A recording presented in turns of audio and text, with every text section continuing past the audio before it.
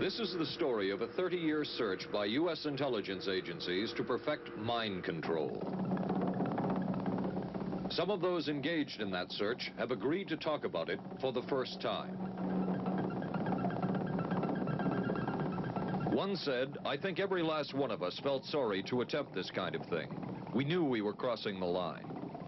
The search would be endless. From brothels, an agent says, we learned a lot about human nature in the bedroom, to the mystical rites of a magical mushroom ceremony performed by an Indian shaman, to a Spanish bull ring. The bull has had electrodes implanted in the brain and is controlled by a scientist. There would be victims.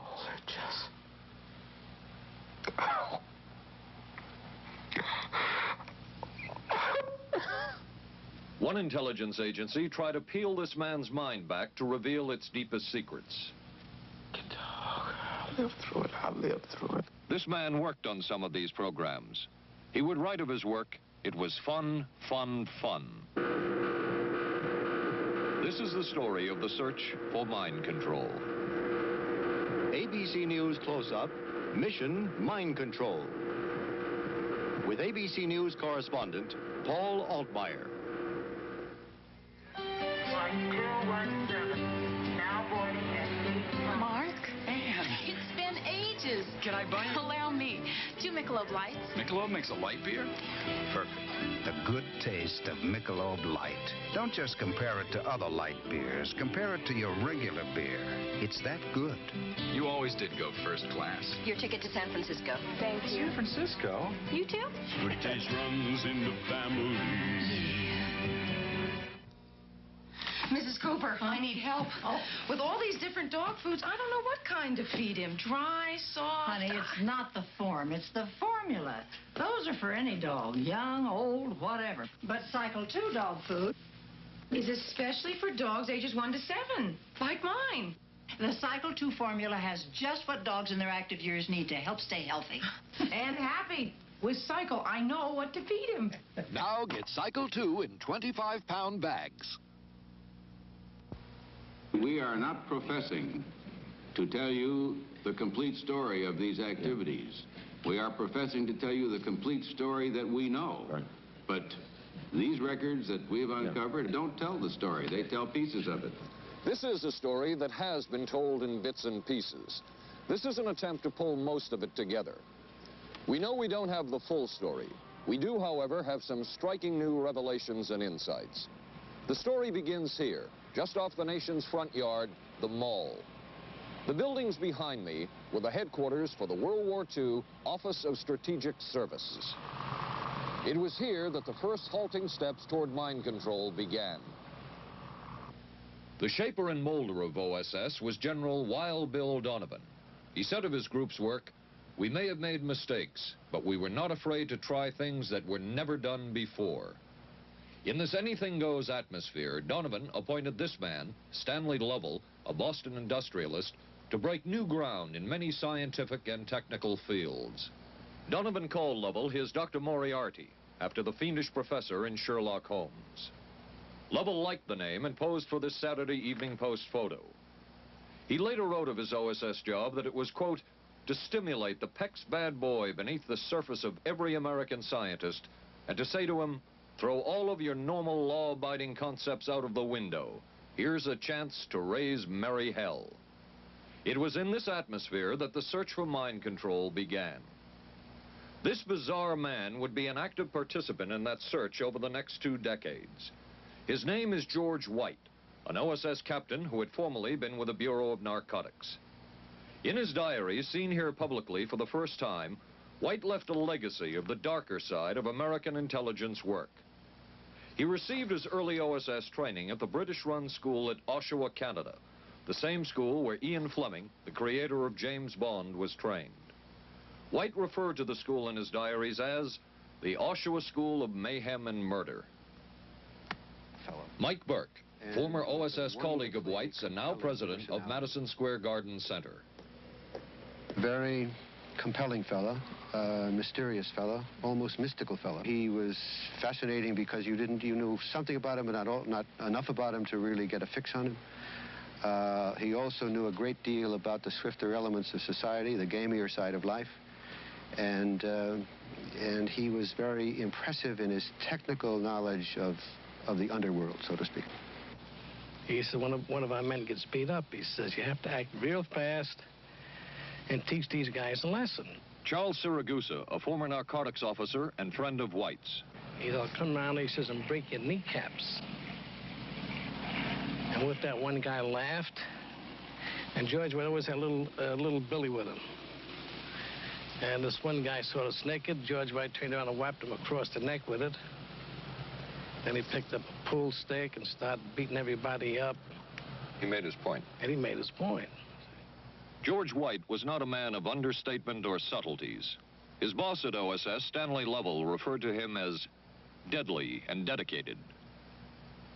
In this note from White's diaries, it says, call Lovell regarding TD. TD was a rather transparent cover for Truth Drug. George White worked with the Truth Drug Committee here at St. Elizabeth's Hospital in the nation's capital. They experimented with mescaline, scopolamine, and marijuana on unwitting victims. The committee soon learned there was no easy panacea, no truth drug at this stage. But White and later colleagues would not stop trying. The goal remained the same. As this 1952 CIA memo says, the aim is controlling an individual to the point where he will do our bidding against his will, and even against such fundamental laws of nature as self-preservation. But it was a discovery here in Basel, Switzerland, at Sandoz Laboratories by Dr. Albert Hoffman, that led the intelligence agencies of America to believe that they had found the panacea.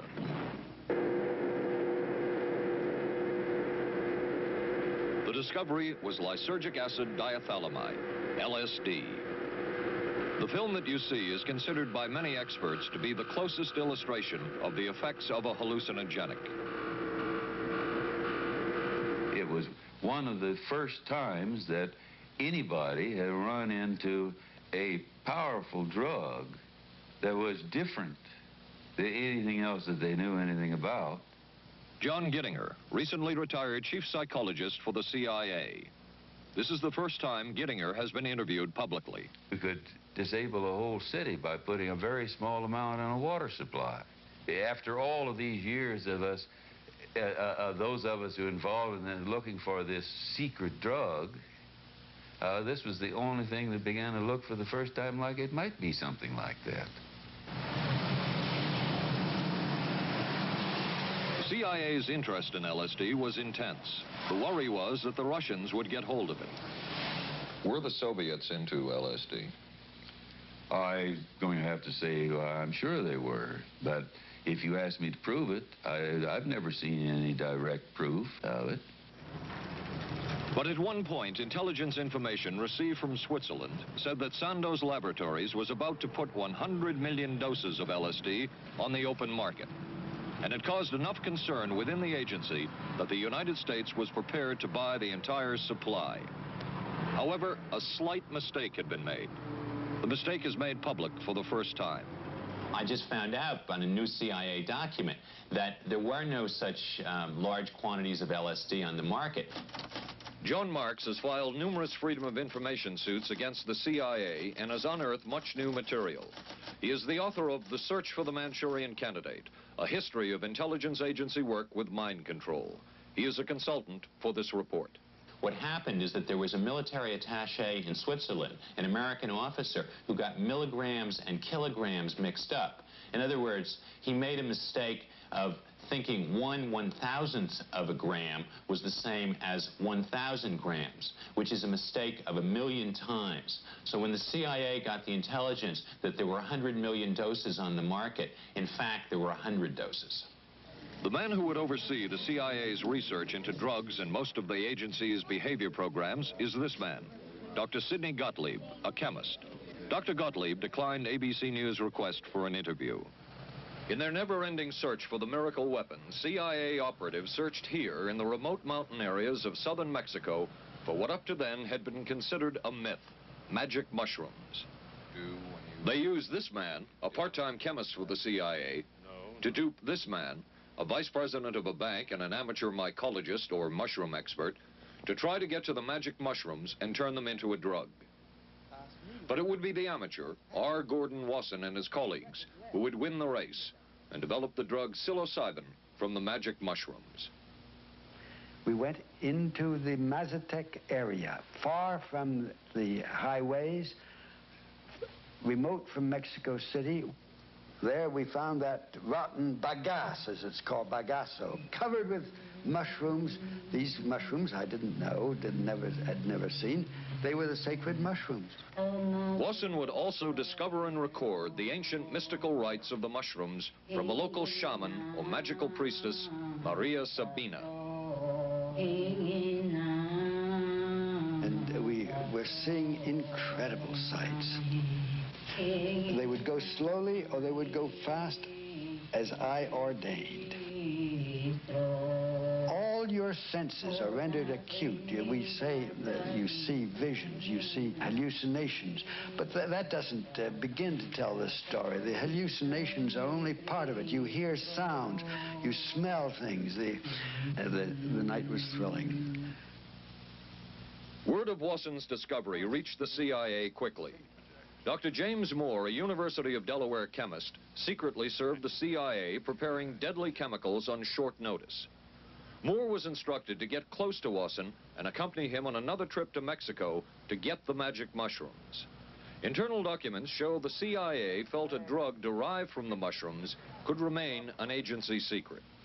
What in the world were they looking for with the magic mushrooms? I think the best answer to that is that they were looking for fundamental information on compounds that would be capable of causing changes in behavior, changes in mental attitude. Did you ever consider what would have happened if any of these substances were given to, say, unwitting people? Oh, I don't remember having considered that specifically. What if you... I trust perhaps you've thought about it. Well, I haven't worried about it. Your question again, what would I have thought had I known that any of these substances would have been given to unwitting persons? You mean a hostile agent of another government? No, I mean that was probably one of the things they had in mind. I mean testing it out on an American citizen. I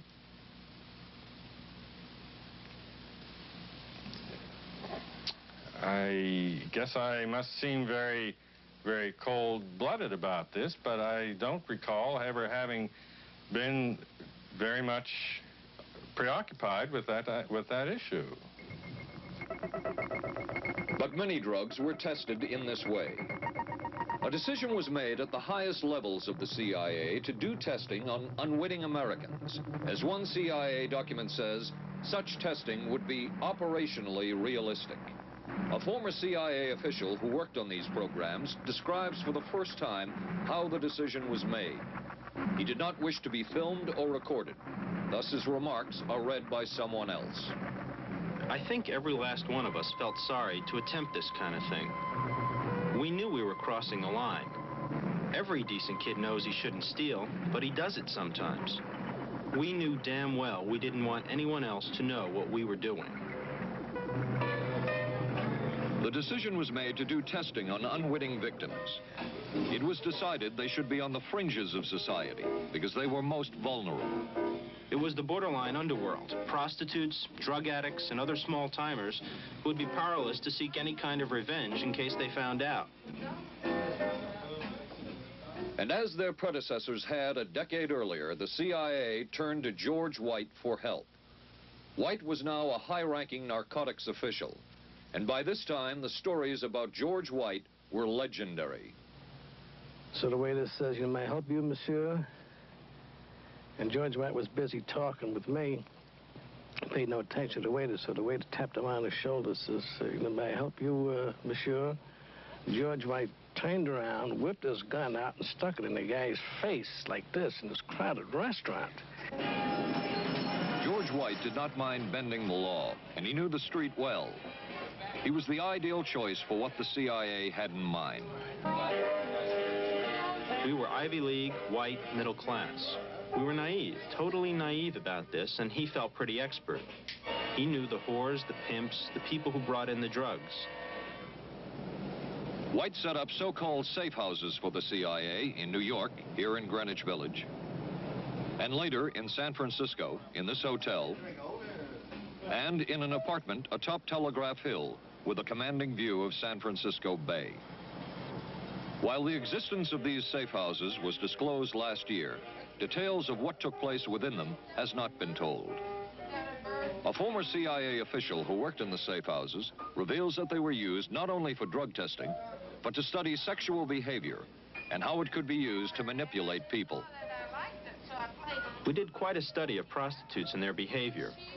How do you take a woman who is willing to use her body to get money out of a guy to get him to talk about things which are much more important, like state secrets? We learned a lot about human nature in the bedroom. We started to pick up knowledge that could be used in operations.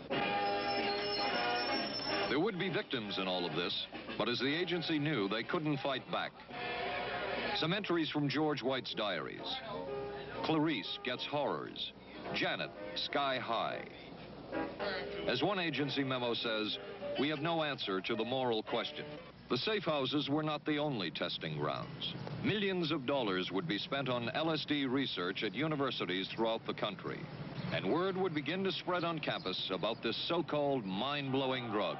And suddenly, there was the counterculture of the 60s. I give the CIA a total credit for sponsoring and initiating the entire consciousness movement, counterculture events of the 1960s. Dr. Timothy Leary, the 1960s Johnny Appleseed of LSD.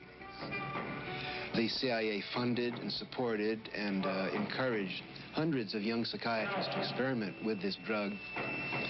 The fallout from that was that the young psychologists began taking it themselves, discovering that it was an intelligence-enhancing, consciousness-raising experience. I know that some of the studies in which the CIA had supported used as subjects people who later became strong proselytizers of LSD. So, in that sense, yes, I think it did sustain the perpetuation of the use of the drug. And it's rather ironic, isn't it? The counter case that I would make in relationship to that is to remember that the people who were doing the research were people who would be doing the research regardless of who was the sponsor. I don't think anybody working in that time in the remotest ever thought that it would blow up into the kind of thing that it did.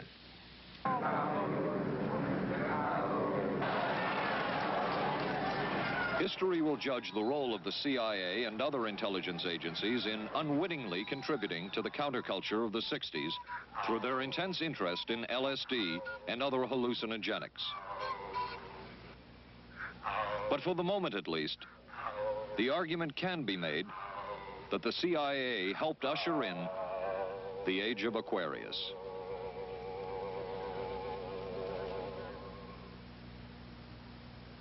ABC News Close-Up will continue in a moment. Being careful about my body doesn't just mean major things like regular breast exams. I'm even careful about pain relievers.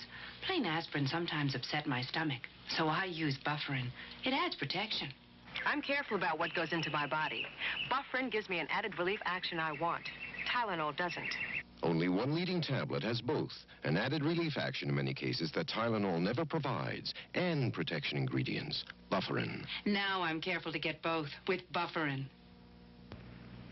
Your sink trap's clogged with grease. Use Crystal Drano. I'll pour in liquid plumber. Don't. It may not work on that grease clog. No? Crystal Drano will. Look, liquid plumber's quiet. It's not melting that grease. But Drano is. It broke through. Will Drano hurt metal pipes? No. So liquid plumber didn't break that grease clog. I'm switching to Drano. To make clogs go, better use Drano. Saturday, live on ABC. The Forest Hills Men's Invitational from the legendary West Side Tennis Club. Then live, third round coverage of the most prestigious ladies golf event. Hollis Stacey goes for her third straight U.S. Women's Open title. And red-hot Nancy Lopez shoots for her elusive first Open victory. And on ABC's Wide World of Sports, rodeo excitement from the Wild West, plus high speeds, high thrills, hydroplane action, championship tennis, golf, and ABC's Wide World of Sports, Saturday.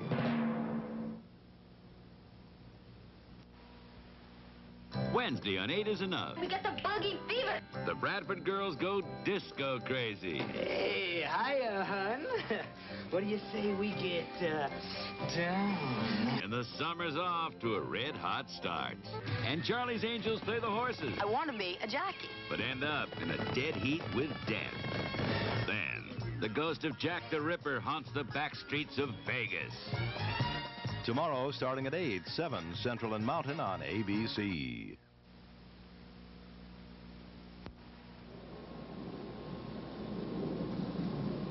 Covering a span of history such as we are in this report, one can get sidetracked by the so-called glamour and mystery of espionage work or by the exotic qualities of some drugs. But what you can't lose sight of is what all of this would mean in terms of individual human beings. There would be deaths. There would be long-lasting and harmful effects. The best-known case is that of this man, Frank Olson, a chemist employed by the Army Chemical Corps, who in 1953 was slipped LSD unknowingly at a meeting with CIA officials. Shortly after that, Olson went into severe depression. He ended his life at this New York hotel by diving through a shaded closed window in his 10th floor room. Frank Olson was the first known fatality in the CIA's LSD program. Olson left behind a widow, Alice, and 3 children, but it would be years before they learned the real story of his death. Shortly after his suicide, Alice Olson was visited by Dr. Sidney Gottlieb, the man who had administered the drug, and by Robert Lashbrook, his deputy, who was the last person with Frank Olson the night of his death. It was probably to check me out and see whether I was handling myself and handling the situation, whether I was hysterical. And I'm sure they left the house feeling ever so much better because I had been gracious and hospitable to them, so that I must have played right into their hand and made them feel fine. 23 years later, how did you feel about that meeting? My anger was unbelievable at how I had been duped for this length of time, and the anguish which was unnecessary. Anyone who knew during all of those years never told Alice Olson the real story of her husband's death. She would discover it by accident more than 2 decades later. In essence, it was a 22-year-long cover-up. Lyman Kirkpatrick was Inspector General of the CIA at the time of Frank Olson's death. But had not the Olson case occurred within the secret confines of the CIA, would not this case have been a prosecutable case? Perhaps manslaughter? I would think definitely prosecutable, and certainly from the point of view of of Mr. Olson, why it should probably have been actionable. Frank Olson's suicide slowed down the CIA's testing of LSD and other drugs, but only momentarily. The CIA was not the only government agency interested in the possibilities LSD and other drugs presented for mind control. The Army Chemical Corps first started working with the CIA and then branched off on its own. It, too, tested drugs on unwitting victims, and a death would result. The case of this man, Harold Blower, a tennis pro, seen here with his daughter Elizabeth, is well known. In 1953, Blower was a private patient at the New York State Psychiatric Institute. He was given 5 injections of a mescaline derivative that was being tested secretly for the Army Chemical Corps. With the 5th injection, Harold Blower died.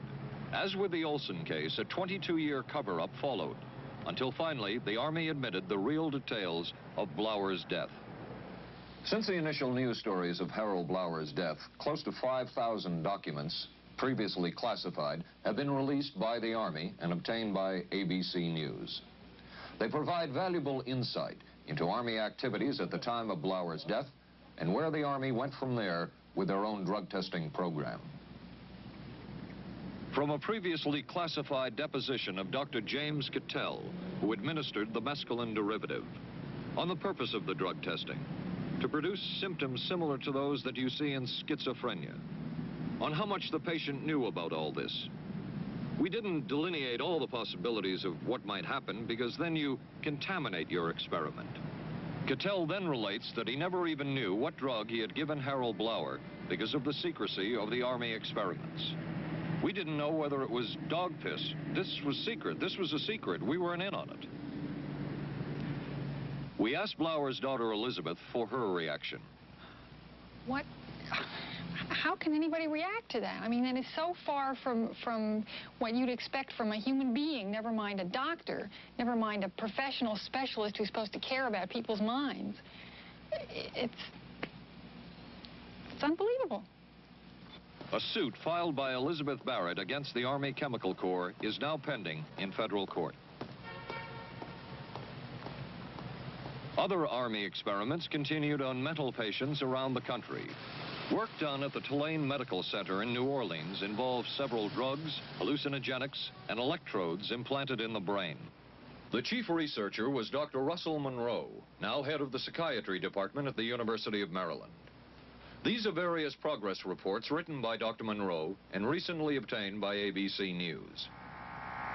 From one of the progress reports, a report of a woman who had electrodes implanted in the brain and was then given LSD and other drugs. She became agitated, cried, lapsed into a trance-like state.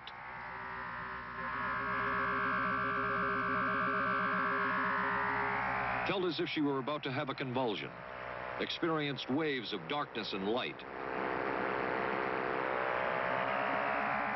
had bizarre sensations in her neck and legs, said somebody was trying to manipulate her body.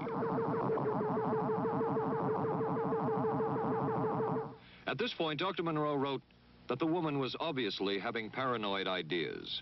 As a layperson, perhaps you can enlighten me. What therapeutic effect would the type of experiment that I just described have on a patient? Well, the therapeutic effect would be indirect. Was this patient aware that she was being given LSD? Yes, I mean, they were told that they would be given some medication, and they should have... Specifically LSD?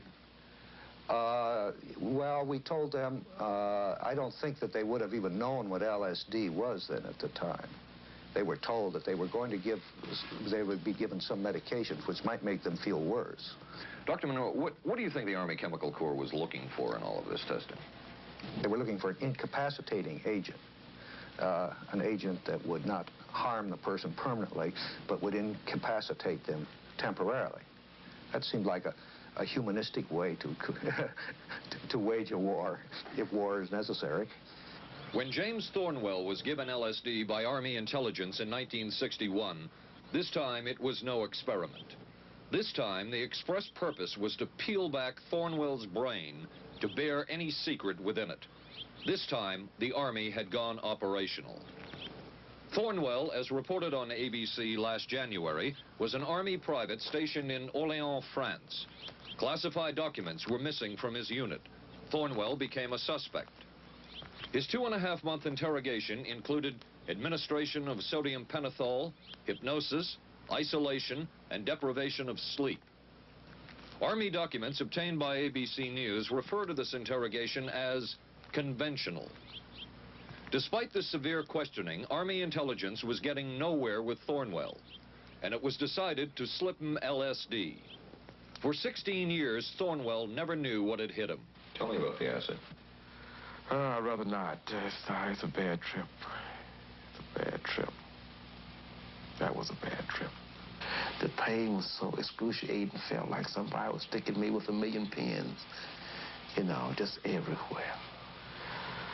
Oh, it just...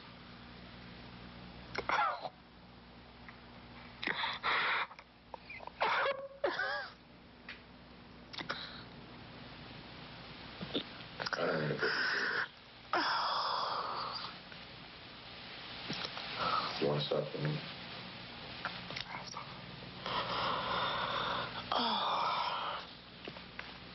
I walked around. What's up? Oh, I can talk. I'll live through it. I'll live through it. I'll live through it. No charges were ever brought by the Army against Thornwell. He was discharged for psychological disorders. But an Army psychiatric evaluation of Thornwell obtained by ABC News, one which was done prior to Thornwell having been given LSD, says of him, fairly cooperative, oriented, alert, and gave no evidence of psychosis or depression. From the Army's point of view, this type of LSD interrogation was a success. Other documents refer to the exploitability of interrogation subjects, cracking them, keeping them off balance mentally, and providing an economical, speedy, and productive aid to interrogation. From James Thornwell's point of view, it was no success. Thornwell still has serious problems. He's run through 2 marriages. He maintains he can't hold a job, can't concentrate, has nightmares, and feels socially and emotionally isolated. Last fall, Thornwell filed suit against the government in federal court. In a moment, we will examine the closest experimentation to brainwashing that we have uncovered.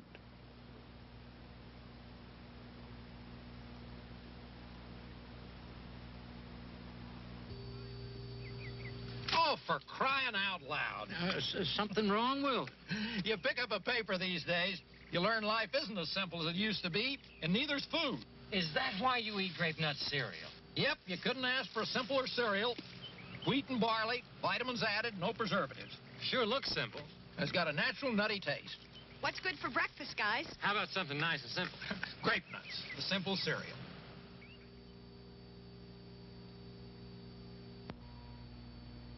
Maxwell House's coffee you can count on. Maxwell House. Good to the last drop. Maxwell House is good every time. Maxwell House is good coffee. Good to the last drop. Maxwell House. Maxwell House. Coffee you can count on. Always smells good. Always tastes good. Always good to the last drop. Maxwell House is Good news. good to the last drop. Maxwell House. ABC News Close-Up will continue in a moment.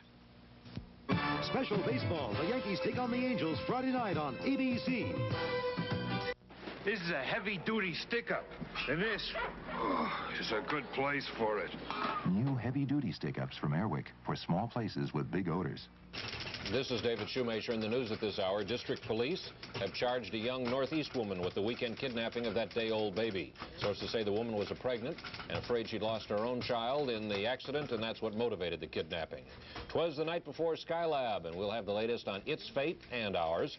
Testimony before Congress today on battered wives. Some of the victims are battered wives. A rock and roll star put on probation for income tax evasion. The condition is he must put on 1,000 hours of concerts for charities.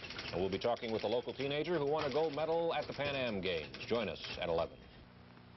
Reach for the sun. Hello, sunshine. Reach for the sun. Hello, sunshine. Hello, Mountain Dew. Nothing else tastes or feels quite like Mountain Dew, or goes down as smooth like a soft breeze on a lazy afternoon. Reach for the sun. Reach for Mountain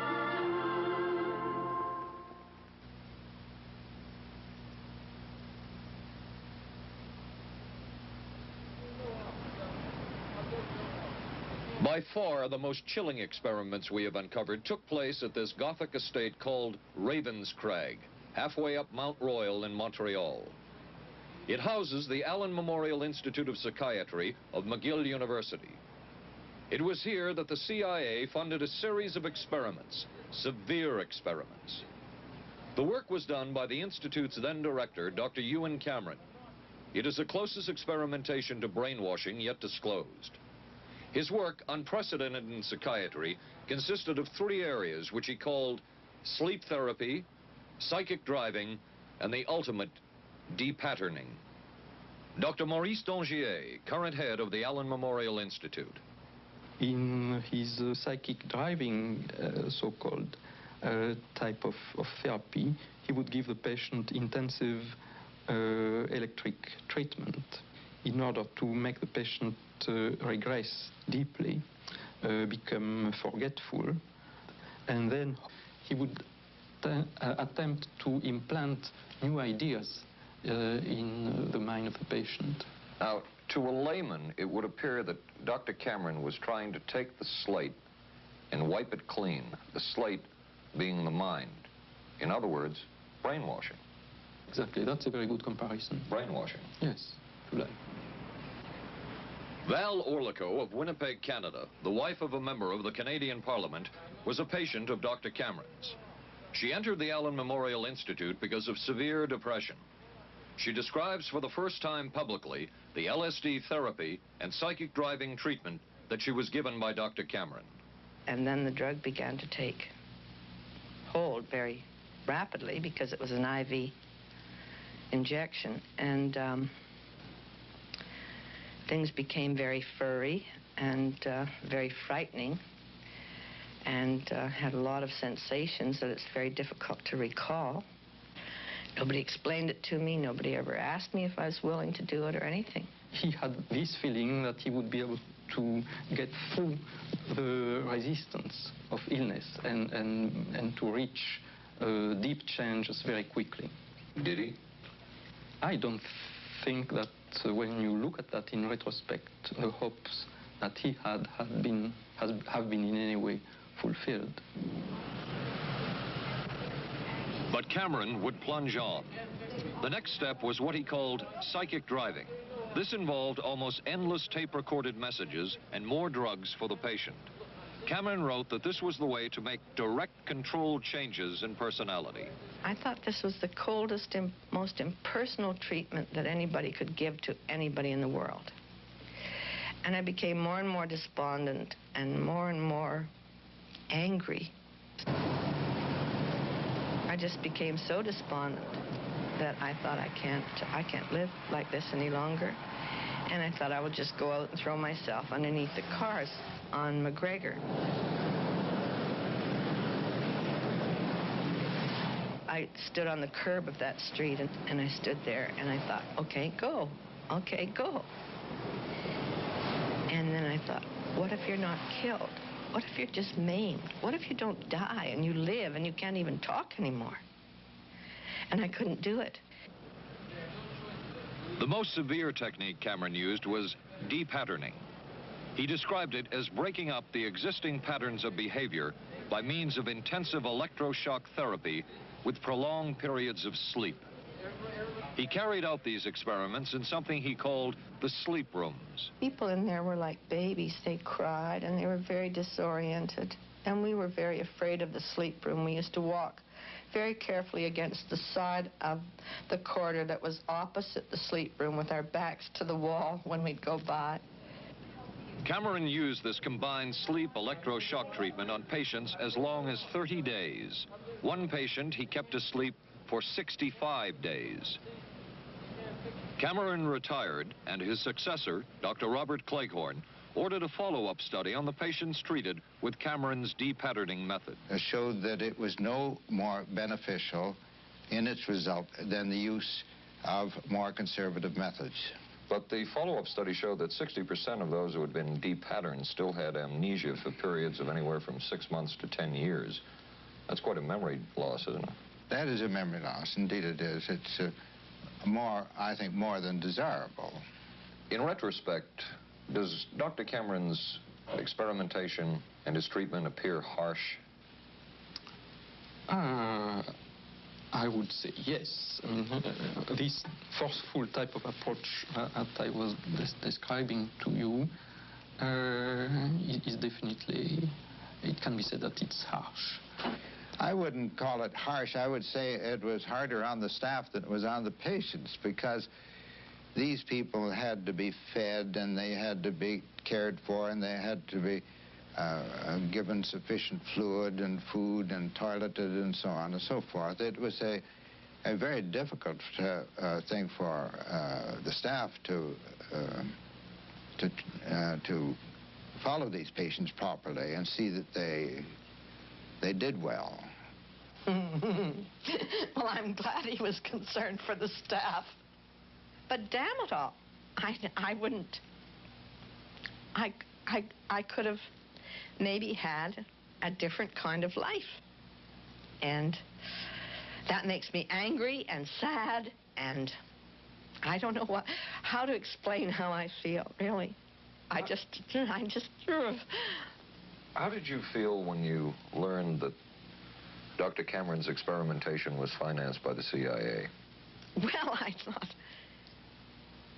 Oh, I can't even use the word that I thought, because I thought, that bastard. And he was too smart. He knew who he was working for.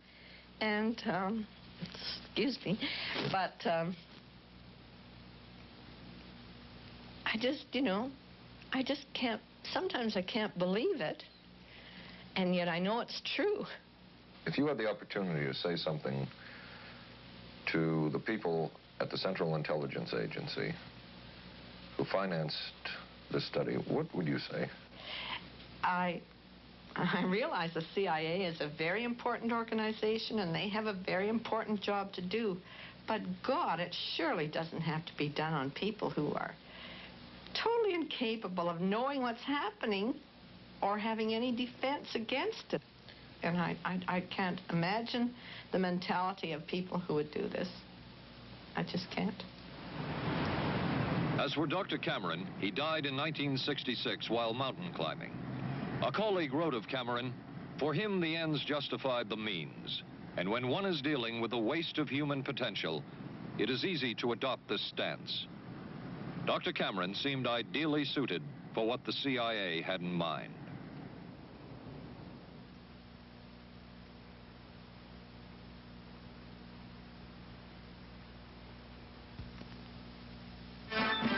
America is adapting to the shape of things to come. Triumph TR7 with 5-speed transmission or optional automatic. Wide steel belted radials, front disc brakes, front end spoiler, rack and pinion steering.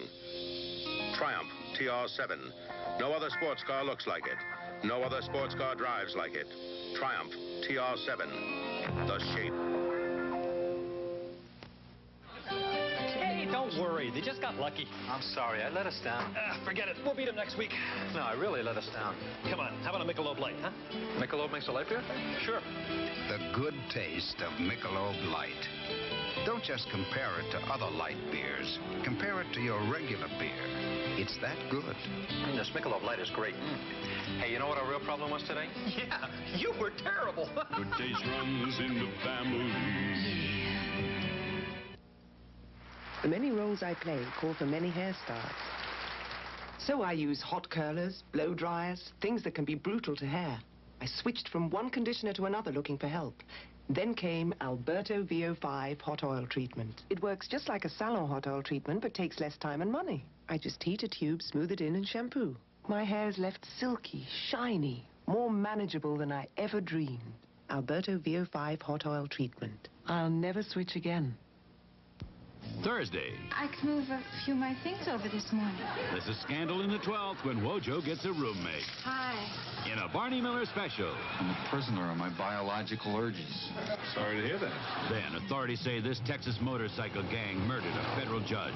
People are always scared of something they don't understand, and they don't understand us, so they're scared. Geraldo Rivera investigates dope, death, and the banditos on 2020. Thursday, starting at 9, 8 Central and Mountain on ABC. It was the Cold War, and especially the trial of Joseph Cardinal Mindszenty, who was forced to testify in a Hungarian court that he was a spy.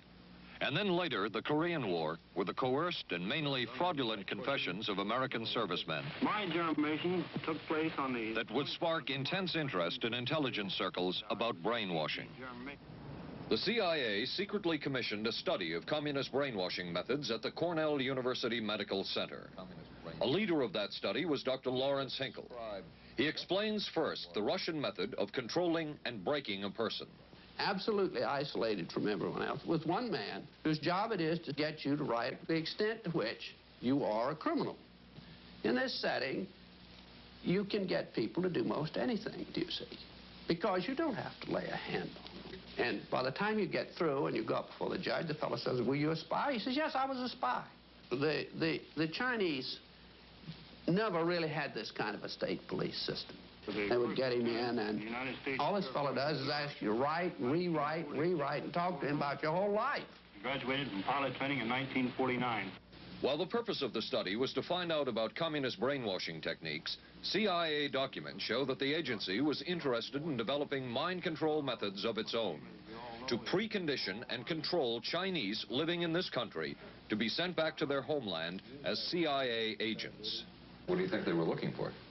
Well, I think they weren't looking for agents or anything like that. Yet the agency's perception of the work you were doing, in CIA documents we have examined, it says that the project that was being done here, they intended to use everything learned about the new agents to induce them to, quote, to perform acts of a complex, purposeful nature. Yeah, but that was never done. The effects of which may be out of keeping with the individual's previous behavior. That sort of thing was never done. Those people were not, that was, when they first came here, the first people they sent up to see us, you see, were operational type people from the CIA with some rather wild ideas. Okay, this is their perception of it, if I could just continue. No, it wasn't their perception of it either. No, it wasn't. Dangerous to his being, contrary to any previous consciously expressed intentions and interests, contrary to the good of the individual, and subversive to the goals for which he is consciously working. I understand all this talk.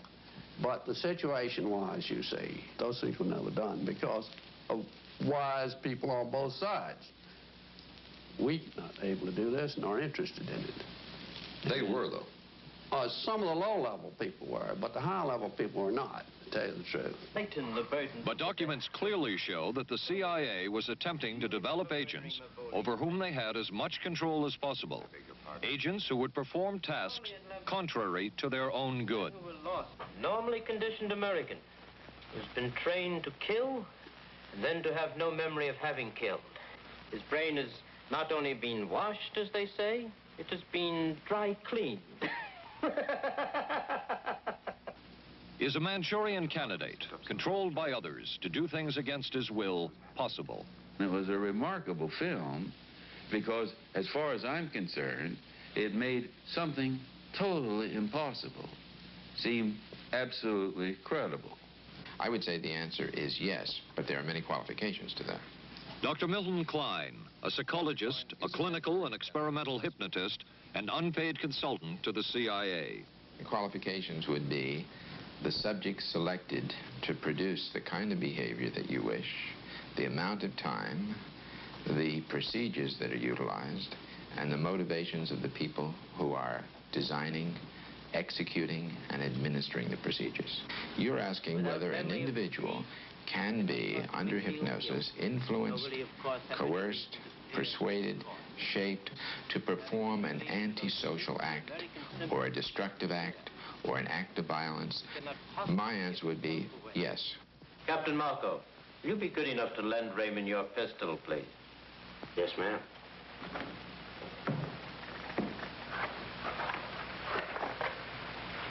Thanks, Ben. Sure, kid. Shoot Bobby, Raymond. Through the forehead. Yes, ma'am.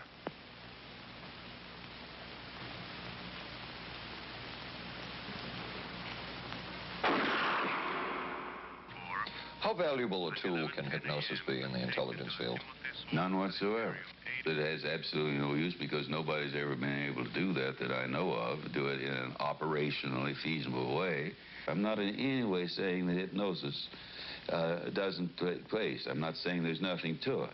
I would say that most government agencies concerned with intelligence operations have been looking to hypnosis as a tool for a variety of purposes, one of which is to carry out and to execute certain intelligence operations on a basis where they would not have to rely completely on some of their own emotional reactions. Actually, would that entail murder? It could, if you consider that an act of killing someone under circumstances of war is murder. I think one has to define what that means. Under circumstances of peace? Under circumstances of peace, it would be murder. Another former CIA agent says that Fidel Castro at one time was considered as a possible target for a Manchurian candidate. Castro was naturally our discussion point. Could you get somebody gung-ho enough that they would go in and get him? But if you have 100% control of a guy, you have 100% dependency. If something happens and you haven't programmed it in, you've got a problem. So in the end, it was decided that a Manchurian candidate was not feasible. But the search for mind control continued. But could the mind be controlled? Perhaps not. But is human behavior predictable? In this area, the CIA did make a significant breakthrough. A personality assessment system designed by the agency's chief psychologist, John Gittinger. It comes close to being able to predict how humans will behave. It's really a descriptive system, an attempt to try to describe personality in a relatively systematic way so that hopefully you can get some kind of an idea to predict what the behavior between different kinds of individuals. Gittinger's system had many uses in intelligence work. One was to draw personality portraits of world leaders. Using Gittinger's system, the agency concluded the Shah of Iran is a brilliant but dangerous megalomaniac whose basic problems resulted from an overbearing father. And there were other applications. Your assessment staff played a key role in helping other governments pick their police intelligence agencies, including, we've learned, the Korean CIA, Uruguayan National Police. Can you tell us about this? No. Author John Marks. The former #2 CIA man in Uruguay told me how in 1966, John Gittinger and an assistant traveled down to Uruguay and gave the tests in order to select members of the Uruguayan intelligence service. A psychologist who used to work for the CIA told me in 1961 he personally traveled to South Korea as part of an American CIA effort to set up the Korean CIA and to give the personality tests to candidates for the Korean CIA to choose the best man for their secret police. But one of the basic functions of Gittinger's system was finding the vulnerabilities of an agent, a double agent, or a potential agent. In its applicability to intelligence work, isn't the PAS system looking for a person's soft spot? Well, of course, the answer to that is yes, but I hasten to say soft spot. This is what I consider a negative word. Of the hundreds of behavioral projects undertaken by the CIA, Gittinger's appears to have been one of the more successful and more conventional. Other experiments were not as conventional. Neurophysicist Dr. Jose Delgado was financed by the Office of Naval Research. In this experiment, the bull is sedated. Electrodes are implanted in its brain. Delgado transmits an electronic impulse to the center of the bull's brain. Delgado has remote control of the animal. Recently released CIA documents refer to the feasibility of remote control of animals and that special investigations will be conducted toward the application of selected elements of these techniques to man. Other areas were examined through the 60s and 70s. Brain surgery, psychosurgery, creation of amnesia, parapsychology, manipulation of genes. Even though past and present CIA officials have indicated this kind of work ended in 1963. Whole truth, nothing but... And one of those who took part in these programs. Thank you, sir. In 1977, a Senate subcommittee heard testimony from many of them, but the testimony was not that revealing. According to one of them, they agreed amongst themselves to keep the inquiry within bounds that would satisfy the committee. Former narcotics officer Charles Siragusa says that he was asked to limit his testimony by the man he reported to at the CIA. He wanted me not to say anything. To perjure yourself. That's right. Well, either that, I'd have to perjure myself or take the Fifth Amendment. And I'm not about to take the Fifth Amendment for anybody. Okay. Former CIA chemist Robert Lashbrook testified he had no first-hand knowledge of the agency-run safe houses when, in fact, he supervised one of them. There was very little... And according to George White's diaries, was at a safe house when White conducted what he called an LSD surprise experiment. Dr. Sidney Gottlieb, whom we recently filmed near his California home, oversaw many of the CIA behavioral programs. He retired in 1973 and destroyed the records of this work. In sort of a valedictory letter, Dr. Gottlieb wrote that he and his colleagues had been able to maintain contact with the leading edge of developments in the field of biological and chemical control of human behavior. Dr. Gottlieb also testified before the Senate subcommittee, but from an anteroom where he could not be filmed because of what his lawyer termed health and cardiac problems. Dr. Gottlieb declined ABC News' request for an interview. And what of George White, the man who helped the agency in so many of its programs? He would retire here to Stinson Beach, California. And shortly before his death, he wrote to his boss at the CIA, Dr. Sidney Gottlieb, and summed up his career by saying, "It was fun, fun, fun. Where else could a red-blooded American boy lie, kill, and cheat, steal, deceive, rape, and pillage with the sanction and blessing of the All-Highest?" Has mind control been achieved? From all of the available evidence, it appears doubtful. The human will has prevailed up to this point. But as we have seen, work is continuing in this field, work that we still don't know very much about. How deeply are the Russians and other dictatorships into all of this? We really can't say, and the CIA is reluctant to give out information about it. But the basic question remains, what place does all of this have within a democracy? One final point should be made. As one of the persons who worked on these programs told us, we are very capable, conscientious, and very dedicated scientists working for our country. Their work speaks for itself. This is Paul Altmeyer for ABC News. Good night. Here's a great idea. Potato peeler? Nope. Hair curler. It's Vanish Bowl Freshener. Freshness in a snap. Snap it under the rim and it freshens 2 ways. It's always there to freshen. Then when water hits it, extra deodorizer and detergents are released, working best when and where you need it.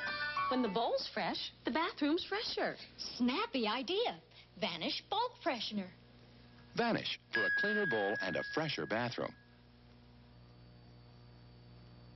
What do doctors recommend for pain today? This report shows doctors' #1 choice is the pain reliever in Anacin. 5 million recommendations last year for pain of headache, backache, minor arthritis, and muscle ache. The ingredient in Anacin is the doctor's #1 choice. Anacin is strong, a special combination of medical ingredients free of stomach upset for millions everywhere. The ingredient in Anacin, doctor's #1 choice.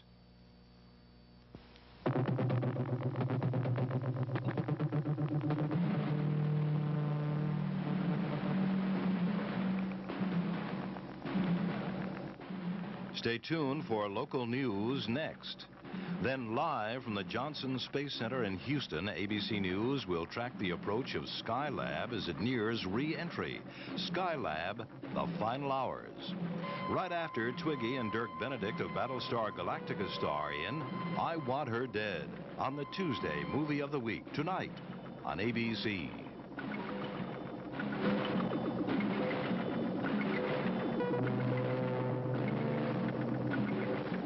This has been a presentation of ABC News.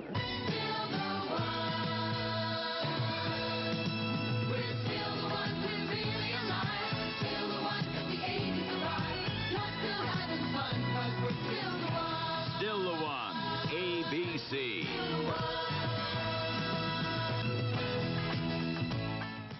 Skylab nears its final orbit, an arrest in the kidnapping of that newborn baby, a rock star sentenced for income tax evasion, and a local gymnast talks about her winning performance in San Juan. News 7 is next. We were concerned about our monthly electric bills, so we called Pepco for help. They sent us this energy-wise home audit. Just take a few simple measurements and answer the questions. Then mail them back to Pepco. Then Pepco will, free of charge, analyze your home's energy use and send you back a list of recommended changes to help you save money on your bills. Write today for Pepco's Energy-Wise Home Audit